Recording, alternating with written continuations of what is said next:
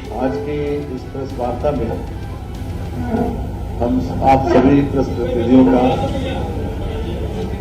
स्वागत और अभिनंदन करते हैं।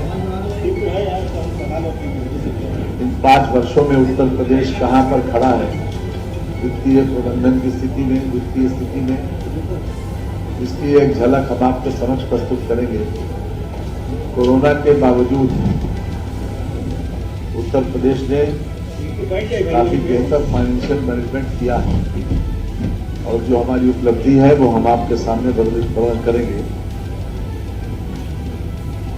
जो सबसे पहले किसी भी सरकार का आकलन उसकी जीएसटीपी से आंका जाता है। जब हमारी सरकार आई थी उस समय वर्ष 16-17 में उत्तर प्रदेश की जीएसडीपी 12,47,000 करोड़ रुपया थी, 12.47 लाख करोड़ रुपए थी। वर्तमान में हमारी जीएसडीपी 17,49,469 लाख करोड़ रुपए पर पहुंची है। ये 5 वर्ष में जो इजाफा हुआ है लगभग 40% का इजाफा हुआ है और ये हमारे लिए एक संतोष की बात है कि हमने तमाम विपरीत स्थितियों को फेस करते हुए अपनी जीएसडीपी को बेहतर प्रबंधन के आधार के ऊपर इस वृद्धि तक पहुंचाया। इसके साथ क्रेडिट डिपॉजिट रेशियो जो हमारा है वो भी अपने आप में उल्लेखनीय है। लगभग 6% हमारा क्रेडिट डिपॉजिट रेशियो बढ़ा है। जब हमारी सरकार सत्ता में आई थी तब हमारा क्रेडिट डिपॉजिट रेशियो 46% था, 6% की वृद्धि इसमें हुई। हमारी बैंक शाखाओं में भी वृद्धि हुई है। लगभग 90,000 से अधिक बैंकिंग आउटलेट्स से मतलब यह है कि जिसमें बैंक मित्र और बैंक सखी शामिल हैं। लगभग 1,14,882 बैंक मित्र और सखी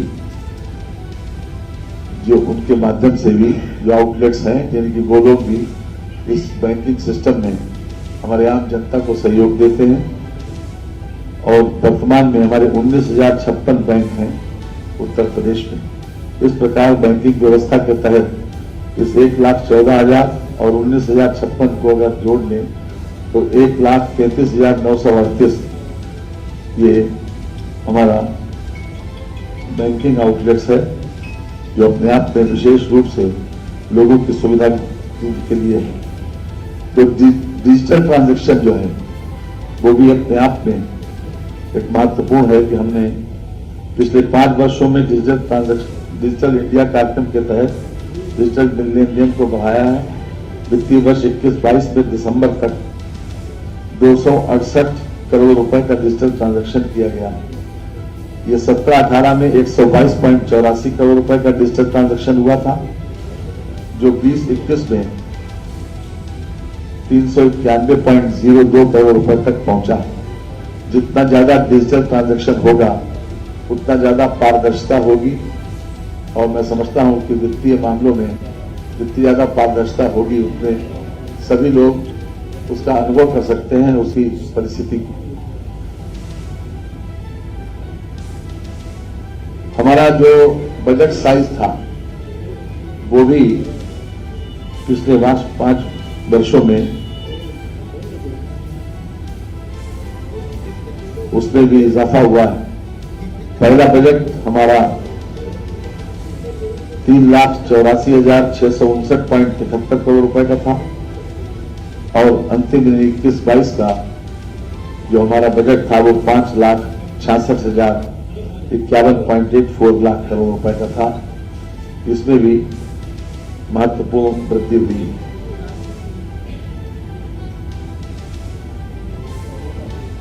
प्रधानमंत्री जनधन योजना के माध्यम से जिस प्रकार से बैंक अकाउंट्स में वृद्धि हुई वो भी अपने आप में बहुत उल्लेखनीय है और उत्तर प्रदेश इसमें फर्स्ट नंबर पर। प्रधानमंत्री जनधन योजना में देश में उत्तर प्रदेश का स्थान प्रथम है। 2022 तक 7 करोड़ 90 लाख लाभार्थी हैं, जबकि 5 वर्ष पहले 2017 में जो हमारी सरकार आई थी 4 करोड़ 47 लाख लाभार्थी थे। 5 वर्षों में 3.43 करोड़ लाभार्थियों की वृद्धि हुई और इसमें धन भी लगभग पहले के मुकाबले में जो प्रधानमंत्री जन धन योजना के तहत जो जमा हुआ है वो भी आप में उल्लेखनीय है। बात खासतौर से मैं आपको कोट करना चाहता हूं।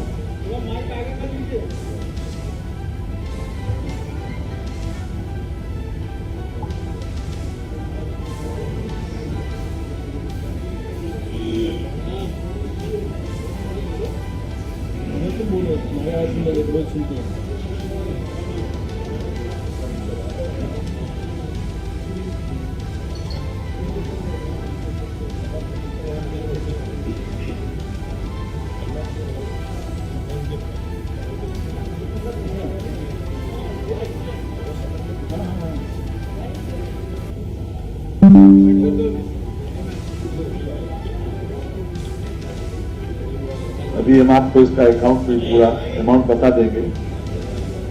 ये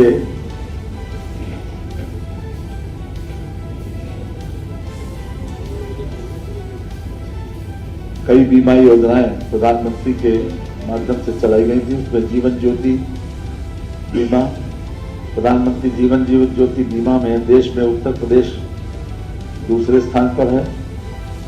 पिछले 5 वर्षों में 247% की इसमें वृद्धि हुई है। 2022 तक प्रदेश में कुल लाभार्थी 111 लाख हैं।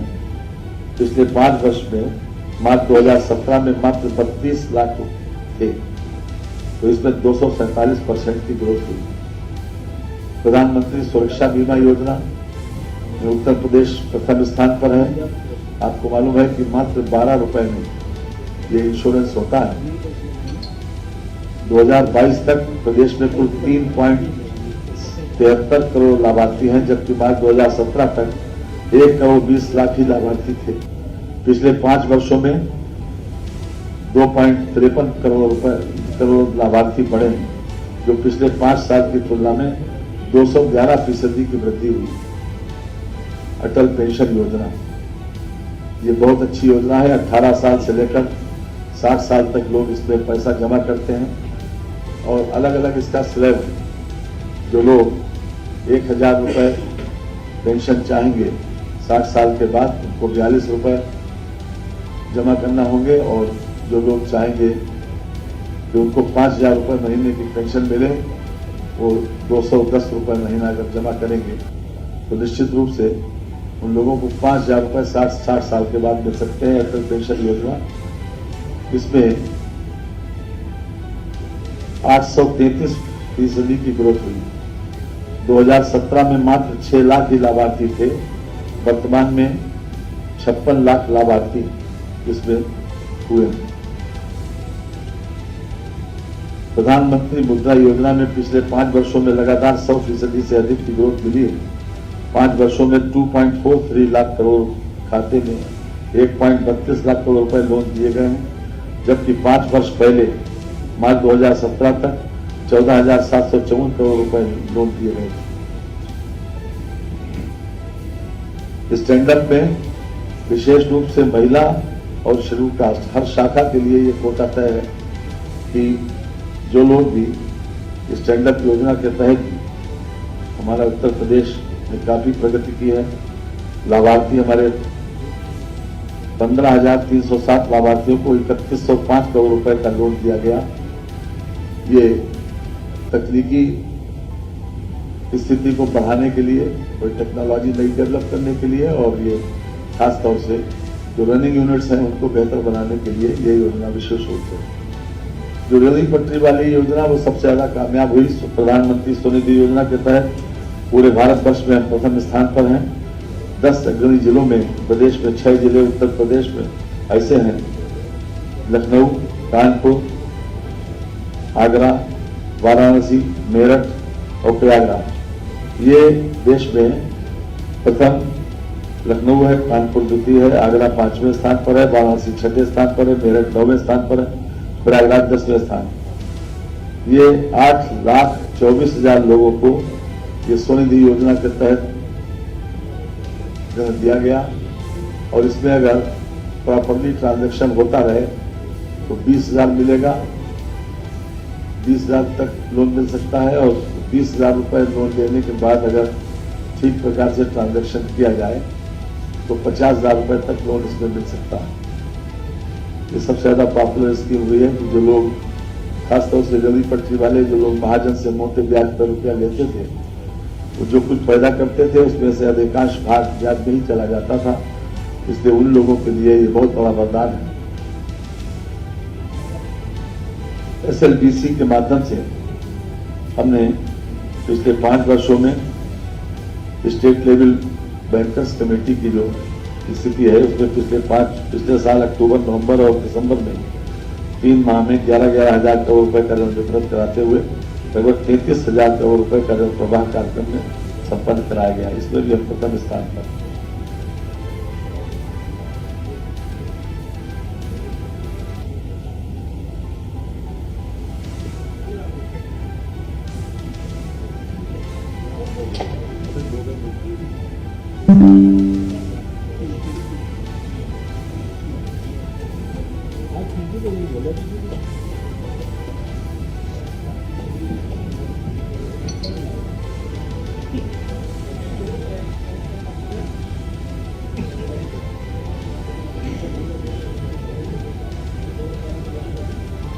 हमने 100 दिवस का जो कार्यक्रम घोषित किया है उसके तहत 21,000 करोड़ रुपए का ऋण हम 100 दिवसों में बांटेंगे, इस प्रकार की घोषणा की गई है और इसका कार्यक्रम चालू भी हो गया।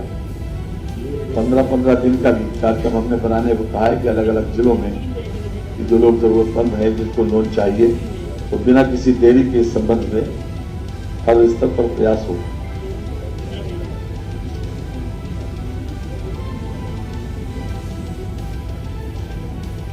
छह महीने में 51,000 करोड़ रुपए का ऋण वितरण किया जाएगा और 5 साल में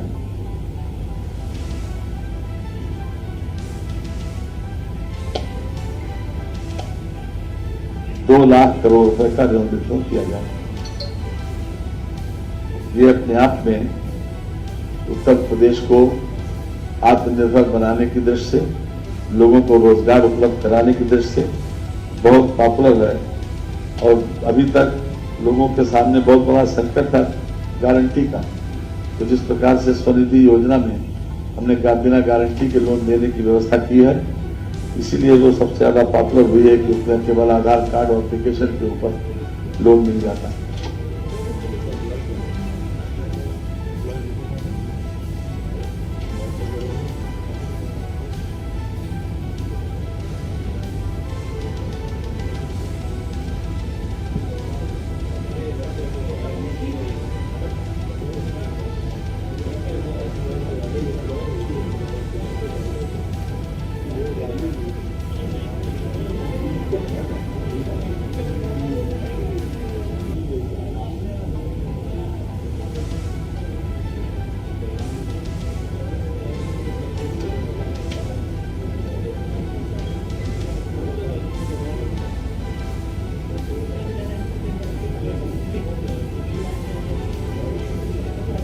उत्तर प्रदेश में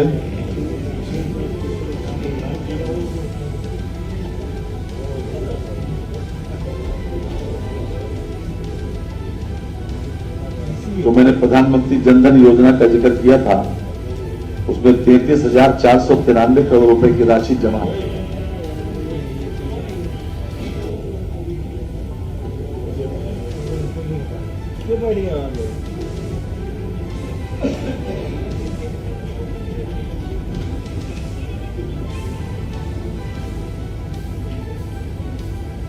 आगे बैंकिंग सुविधा बढ़ाने के लिए हमने 700 बैंक शाखाएं और 700 ATM ये आगे आने वाले दिनों में लगाने का फैसला किया। इसमें 12 बैंक ऐसी हैं, मिसाल के तौर पर बैंक ऑफ बड़ौदा में 75, भारतीय स्टेट बैंक में 100, पंजाब नेशनल बैंक में 85, केनरा बैंक में 75, इंडियन बैंक में 40, यूनियन बैंक ऑफ इंडिया में 75, bank of India axis bank में 25, आईसीआईसीआई बैंक में 40, एचडीएफसी में बैंक में 70, आईडीबीआई बैंक में 10, बैंक ऑफ महाराष्ट्र में 20, अन्य में 75, कुल 700 बैंक शाखाएं आने वाले समय में खोली जाएंगी और इसी के अनुरूप उसमें एटीएम की व्यवस्था भी की जाएगी। हर हालत में उत्तर प्रदेश में माननीय प्रधानमंत्री जी के मार्गदर्शन में और माननीय योगी जी के नेतृत्व में हर तरह से ये कोशिश की गई है कि हम फाइनेंशियल मैनेजमेंट बेहतर करें और हर स्तर पर सुधार की कोशिश की गई है, मितव्ययता भी बरती गई है और ये भी कोशिश की गई है कि जहाँ कहीं पर कोई ऐसा खर्चा समझ में आता है कि जो गैर जरूरी है उसको भी हम समाप्त करें। एक बात मैं पहले भी इस बात को कह चुका हूं कि पहले बहुत सी इस बात के लेकर आलोचना की जाती थी कि हम एक ही उदाहरण देकर अपनी बात को समाप्त करेंगे। आपको मालूम है कि अगस्त 22 में जब मेरे सामने ये मैटर आया था कि चपरासी से लेकर चीफ सेक्रेटरी तक अपना इनकम टैक्स खुद देंगे और मंत्रियों के लिए व्यवस्था की गई थी 1980-81 में कि मंत्रियों का इनकम टैक्स सरकार देगी। तो हमने उसी वक्त माननीय मुख्यमंत्री जी से बात करके हमने मुख्यमंत्री से रिक्वेस्ट किया था। मुख्यमंत्री जी ने तुरंत उसको तत्काल समाप्त करने के लिए कहा और वो व्यवस्था समाप्त हुई। जहां कहीं पर भी ये समझा गया कि कोई भी चीज समय के अनुकूल नहीं है, परिस्थिति के अनुकूल नहीं है या कहीं पर ज्यादा समझ में आया, कोई अनियमितता समझ में आई तो उसको तत्काल समाप्त किया। आज की इस अवसर पर इतना ही पर्याप्त था। बहुत बहुत धन्यवाद।